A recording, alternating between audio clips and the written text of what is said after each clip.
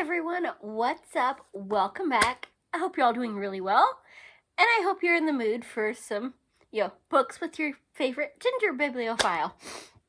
Because if y'all don't know, if you're new to the channel, I'm Kat, and I read a little bit of everything. So we're going to do a wrap-up for April, which actually was really short for me. It was only 13 books, and I didn't think I had a, really adventurous, TBR, but I still managed to not finish it. I struggled through these books.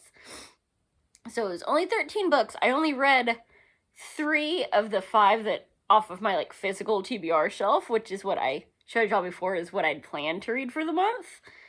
So we're gonna start with those. Everything else was Kindle Unlimited, except for one book that I actually bought on Kindle. And the first book, actually it's the last book of the month, but it's the top on the pile, that I actually finished off my physical book. TBR was this. It's Deja Dead by Kathy Reaches. And come on now, that's a cool freaking looking cover. And Deja Dead is it's smart alecky. But what really sold it for me was that, hey, this is the book that the TV show Bones is based off of. So I'm expecting some nice light banter and a little bit of flirting and just a very fun, chill atmosphere. And yeah, that is not this. This is a really good murder mystery, which is why it takes, that's a chunky book. That's friggin', I think it was 630 something pages. It was a big boy. Let's see. I'd go with my Goodreads, but they're wrong all the time, so. No, this one was 612 pages, so it was a chunkster. And as far as, murder mysteries go, this is a really good one. You are not going to know who did it until the end. But I was expecting, fun, lightheartedness, and that is not this. The only thing that they actually kept was the name of the main character, Dr. Brennan, and her job as, a forensic anthropologist. Because, in the TV show, she seems like she might possibly, be on the spectrum, as, she's not really good at dealing with people, and a lot of stuff that's not, strictly academic kind of goes over her head as far as, social, conversations. No, in this one, she is very much a go-getter. She's in Canada and struggling because there's, we get a lot of little French tidbits in here. And she doesn't really speak French other than, basically, what I learned in elementary school, which is not enough to get you, through a conversation in Quebec. And even if I actually remembered most of it, this is a very dark, very violent novel of, she knows it's a serial killer. Nobody else will freaking listen to her, because, what do you know? This is a boys' club. Shoo. Hey, I thought Canadians were supposed to be nice. The one that I met was, but, and this one, the lead detective is a super, just sexist prick that's mad that she's better at his job than he is, even though she only does his job basically because he refuses to. And so, it's very grisly crimes. This is not a happy book, but if you want a very, detailed, getting into the processes and what goes on behind the scenes, and, I wonder who the killer is, I actually haven't figured this out, murder mystery, check it out. I think I've done a book review for that. I'd actually have to, look. I really cannot remember if I reviewed that already. This one, I know I already did a review for.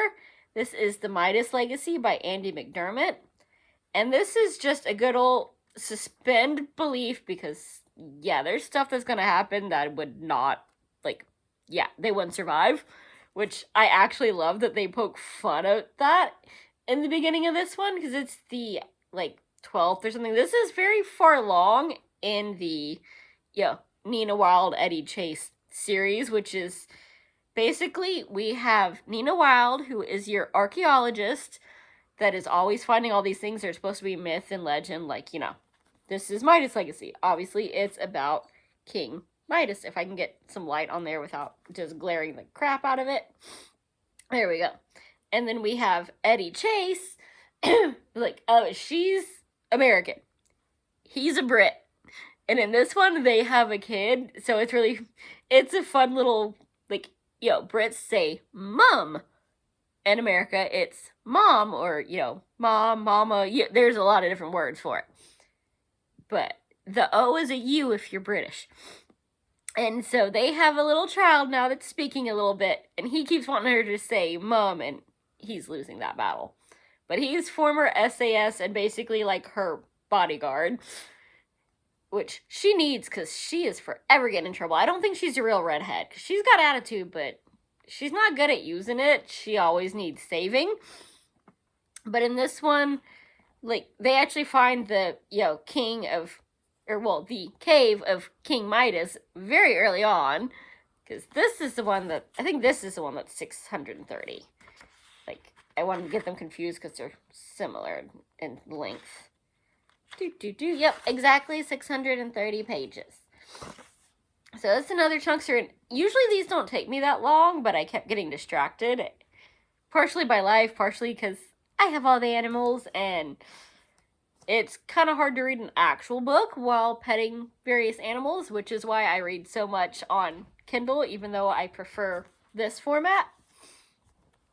And so they find that, and then they're dealing with the repercussions for the rest of the book, and making fun of the... Yeah, she gets mad because the movie that they made based off of, like, her book from an earlier adventure, this is unbelievable. This never would have happened. That defies physics. You wouldn't have survived that. And Eddie's just going, but we did do that, and we did survive. That is how that happened. And so I freaking love that, because that's always my complaint with this, of you have to shut off your brain and just go, this is an awesome blockbuster. Because the stuff they get themselves into, they would so die so many times over. But it's their series, and they never do, so... If you just want, like, a action-adventure blockbuster that you get to direct and star and go, yep, these are the people that I want in this, and this is how I'm going to see it, then, yeah, this is for you. This whole series is for you. And then the last book, which actually was the first one I read, was part of the Frostborn series, and it's The Gorgon Spirit by Jonathan Moeller. And you can tell it's a skinny book. And then even, like, the print isn't, like, oh my gosh. It's not tiny, but it ain't big. And honestly, the paper is just really thick. It's a decent quality book, which it should be, because normally it's, like, $15, and I got it on sale for, like, $6. Because this is only 319 pages, but yet it took me, like, 2 weeks to read. Partially because I kept getting distracted. Partially because it kind of made me angry. Because this is basically, like, a love letter to Aragorn and Lord of the Rings.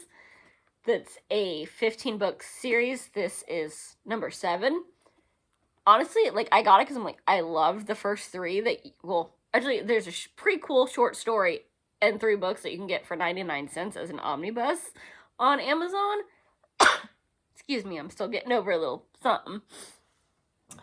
So, like, I love that. I'm like, ooh, I want more of this. It's, like, it's very accessible. It's kind of, like, Hobbit level instead of full-on Lord of the Rings trilogy. But instead of, Gandalf all mysterious running things, it's basically Aragorn running things. But they tried to have, like, a romance in here, and no, it should not have happened. Even the guy in this knows, this should not happen. She is trash. But she's hot. I kissed her instead of you because we got interrupted. And since I kissed her and she's hot and I'm lonely, now I'm in love with her because she has 3 redeeming qualities other than being hot. But other than that, it's just a nice, like, the characters are starting to finally get personality. We've got a whole mix of, like, magic and action and orcs and dwarves and even some hobbits somehow ended up in here. I don't know. I didn't read the 3 books in between because they were not on sale. But this is basically, it's just action-packed fantasy. and a little bit of, like, it's not spicy, though it is mentioned that, yeah, we were banging last night. So, yeah, we pretty much, like, the bad guy in this one is is like the father of one of the characters that has joined their troop. And it's like, well, I'm gonna take over the world, not this evil that has started to try to take over the world that they came together to try to stop. Because they have, like, I think there's like 9 months left to stop this big evil from destroying the world. So, I'll probably will read the other book that I bought on sale that comes after this, but it's on my May TBR, but it's not high priority. But the first 3 books are so freaking good. It's fun. Get the omnibus and then, maybe think about the rest of them. And then after that, I got into some magic and some retellings and some just all kinds of bits and even something a little bit comedic to finish off the month. I ended up reading The Coven by Harper L. Woods, and I think the sequel is due out at the end of this month. It's on Kindle Unlimited, and yeah, I think it comes out on the 23rd of either this month or next. I remember there being a 23 and going, hey, good number. And so, yep, I will be getting that, and what it is it's basically, as the name implies, it deals with witches, and it's kind of a romance, but not.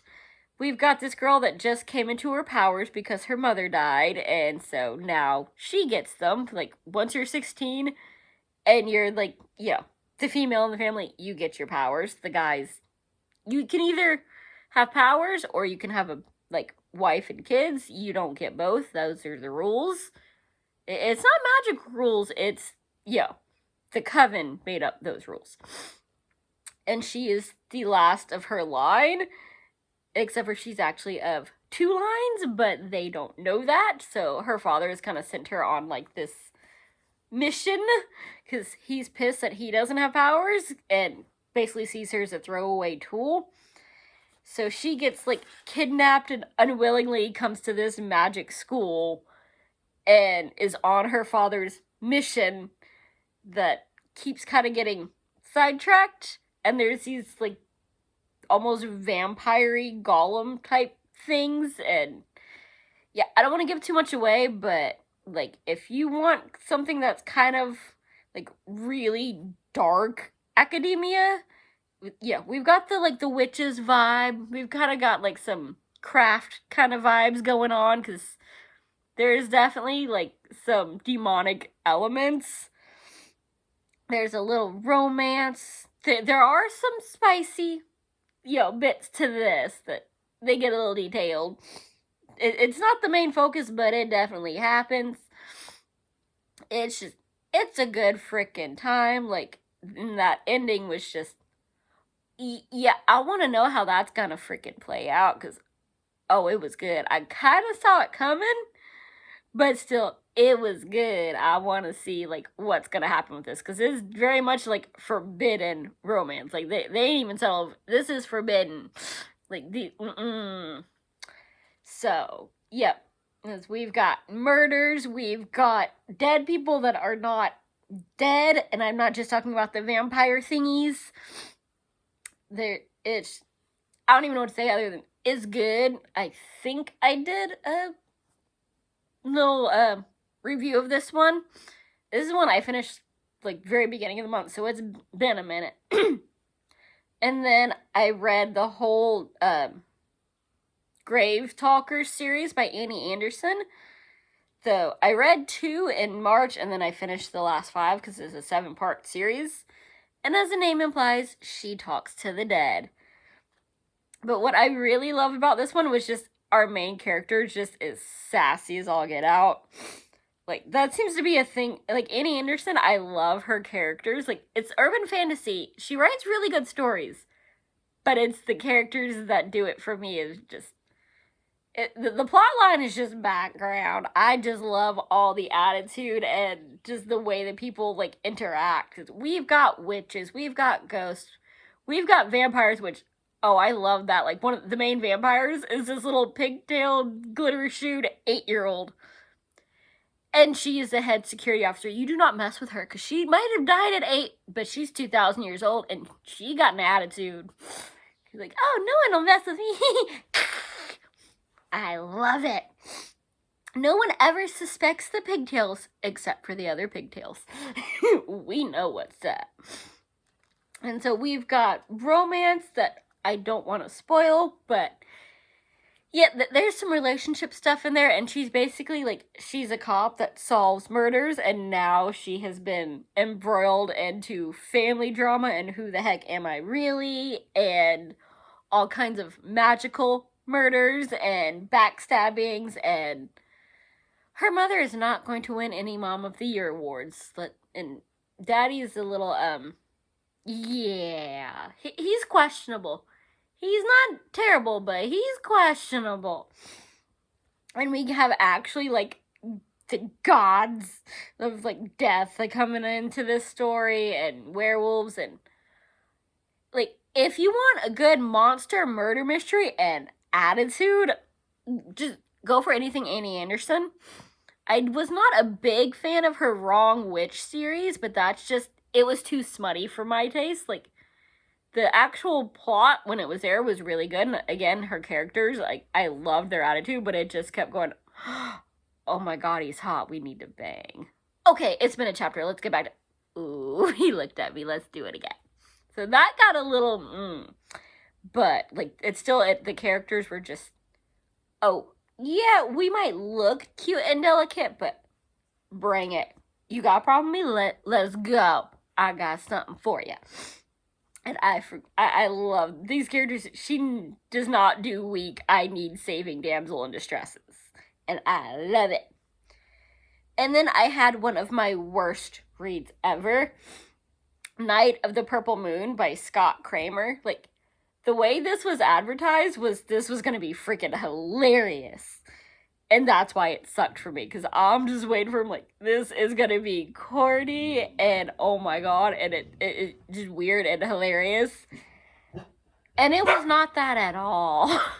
This was, like, a young adult version of a Dean Koontz novel. Which, I mean, I love The Taking, and if I had known that's what this was going for, I probably would have loved it. But I wanted teenagers getting frisky and then biting it, because there's this bacteria that affects the sex hormone. Yeah, that's literally what they called it, is the sex hormone. And our main character has a ticking time bomb, because she's, in her teens. There's, oh my god, her 13th birthday, we're all gonna die, because, like, you automatically hit puberty at 13, and then you die. But, like, that's not how puberty works. Some of us didn't get to wait till 13. We were like, yeah. Oh, Franny, that's just rude. You couldn't have done that outside. She might be cute and adorable and fluffy next to me, but, yeah. She got a stank booty. She's not even ashamed of it. Whew. It's a good thing she's cute and has a little corgi booty. Because things that come out of it. And she's over here, you can't tell, she's curled up beside me going, well, now that I've gashed you, it is nap time. So, but yeah. So, Night of Purple Moon is basically a bunch of 12 and 13-year-olds living through, like, a Dean Koontz novel of alien invasion, but not really. It's alien bacteria from this comet that has gotten into the world, and now everybody but the little children who are starting to grow up are dead, and a couple, like, scientists, like, that might be able to help them stay alive. And we've got some of them. This might make me sound bad, but yeah, those kids should off the other kids, because this is freaking the apocalypse. You can't keep giving chances to abusive thieves. Like, you're messing with, like, my survival, status. 1, you're stealing my food and leaving gates open for the coyotes to eat my chickens. No. You gonna get me killed, so you got to go. But no, they were nice about it. So, yeah, it just, if it's marketed properly, like, it wasn't a terrible book, but it just bugged me so much. It's a trilogy, which, like, it's named for the baby of the family, who is tragically named Toucan. So, do with that what you will. And then I read Touch of Darkness, which, like, that sounds really creepy and amazing. And it was a really good book, but it's called that because it's a Hades and Persephone retelling, which I haven't read a lot of those, but I love some good Greek mythology. It's by Scarlett St. Clair. It's on Kindle Unlimited. And I can't remember if the sequel is already out or if it's coming, because this was only the first one. And, oh, it was good. We've, got, Persephone, who is living as a human and not getting along with her mother. And she gets, like, her best friend, her roommate, drags her to a club, because in this world, like, the gods are real. They're the current gods. Like, they sit there, it's like, there was a whole big war, and, like, Zeus owns, like, a newspaper, Hades owns clubs, Aphrodite's got some, like, they're, like, hanging out, having businesses, and throwing balls to celebrate themselves every year. And nobody, like, even her roommate, like, doesn't know that Persephone is actually a goddess, because she doesn't have powers. She's like, I might as well live as a mortal, like, other than being trapped by my mother. Like, literally, she is trapped by her mother. It's like, no, I'm gonna go to school, I'm gonna get a job as a journalist, I'm already interning, and I can't wait. I'm gonna be working there in 6 months when I graduate. And she goes out to this club to celebrate, and meets Hades, and ends up in a deal with him. And so it was just kind of fun, because, like, it's Hades. He's the devil. He's a bad guy. He tricks people into deals. And she calls him on it. But then we can also kind of get, like, his side of things of, yeah, he's a bad guy, but he's not a bad guy? Like, what? So she hates him, but yet they're, like, end up getting it on. And, yeah, it's a romance, because, well, everybody knows that story, but it's got some darkness, it's got some lightheartedness, we've got some family drama. Like, it is not the story, of, well, he thought she was so beautiful, he kidnapped her for 6 months, and she occasionally goes back and forth between the underworld and the real world, and is the goddess of spring, and, yeah, that, it was just, oh, it was good. Like, though I'm pretty sure I remember Adonis as being, like, a god as well, and in this, he's just a narcissistic mortal. And, yeah, Adonis gets what's coming to him, but it's, like, it is not what you expect. Like, none of these characters are what I remember them really being like from other, tales. So, that one was really fun. And then there's Spin, which is the first of the Spindlewind trilogy by Genevieve Ross. And I learned of this one from Maggie over at Maggie's Books and Stuff, because she thought it was a romance, and I'm glad she's wrong, because I never would have heard of it otherwise, because I don't do romances. Like, as soon as they say something about, oh, her heart, and can they save their earth? And but this was not that. This was a Rumpelstiltskin origin story. And normally I do not buy ebooks, because I have a tendency to lose them, like, among the 1,000 that I already have. So I only download, like, freebies, or I do Kindle Unlimited. This was, like, $3, and I think, like, 200 pages. It was a really quick read. But I'm very curious. I want to know what else is going to happen, because it's Rumpelstiltskin. We've got all the standard stuff that you expect of, chick gets taken by the king because her drunk dad runs his mouth and says she can spin straw into gold, and obviously can't. Rumpelstiltskin comes and saves her and makes a deal to take her baby. So, he is a freaking bad guy. He, basically traps her into all these things, going, well, it's this or die, so, you want to be dead or you want to pay my price. And so, of course, put that way, she pays the price. And, yeah, by the end, our, damsel in distress, gets a little spine and badassness of herself, but we also see how Rumpelstiltskin turned into Rumpelstiltskin. Like, I love a good villain origin story, and this is a good villain origin story, so I'm so freaking happy. I love it. So, I will be seeing if the next one is on sale and getting that one at some point, because, dude, like, I don't know how they're going to turn it into 3 books, but they did, and I need them. And then the last one I read was actually a comedy. It's Graveyard Shift, which is part of the 24/7 Demon Mart series by D.M. Gway. And I thought this was going to be kind of like Christopher Moore-ish, who, if y'all been following me for a while, y'all know I love me some Christopher Moore. He's a whole nother universe of comedy, and I freaking love that man. I think he's working on another novel right now, and I'm here for it. It's probably going to be like another 2 years before we get it.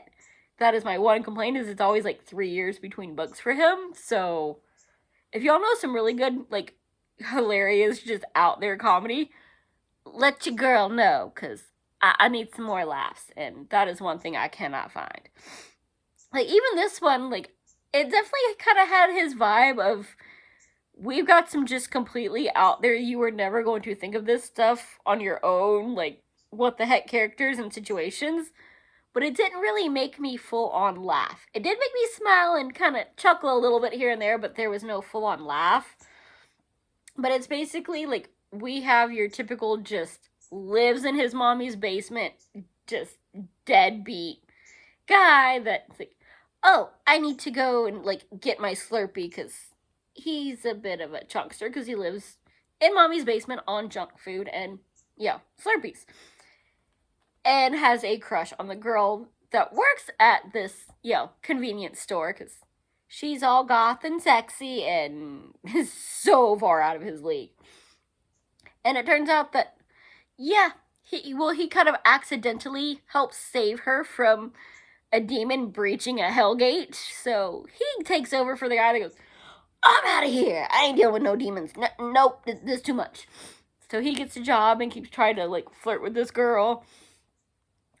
And I love it. Like, basically the premise is they're guarding a demon gate, working for a devil, but they're the good guys. And the demons, they do let demons through, but only the good ones, not the bad ones. Like the ones that pretend to be human and don't want to eat us. They're all that stands between us and the apocalypse. Which sounds really morbid, but, like, the way that it's done is just, it's a lot of him just going, aw, yeah, I don't have, crap, now she's gonna think I'm a loser, and I was gonna quit this job, but Mom was happy that I finally got one, because it's been like a year of me living in her basement since my girlfriend kicked me out for a guy that actually shows up to work, instead of, I owe her like $3,000 in bills and rent money, because I never had any. But man, it's like, he starts talking, like, I didn't really see this, I was just,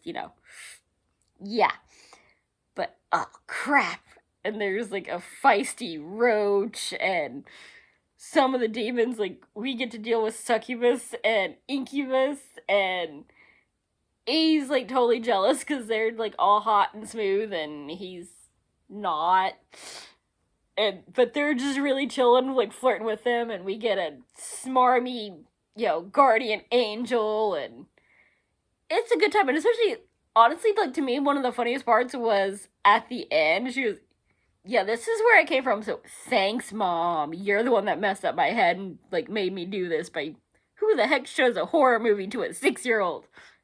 My mom did, and now I love it, and now I'm all twisted. So, like, it's straight up, it's horror comedy, like, she is open about that, it's demons, it's zombies, it's evil people, like, just caterpillar, like, tentacle spider monsters, and a mouthy roach named Kevin, with horrible roommates that will not go away without a slushie. But it somehow manages, with all of that, like, all their personalities, and his, like, introspection, I didn't laugh, but I smiled a lot. I thought about laughing, so. And it's a freebie. It's on Kindle Unlimited, so hopefully some of that sounds good to you and you found a new, book to go check out this month, and I will see you next time. Bye. Happy reading.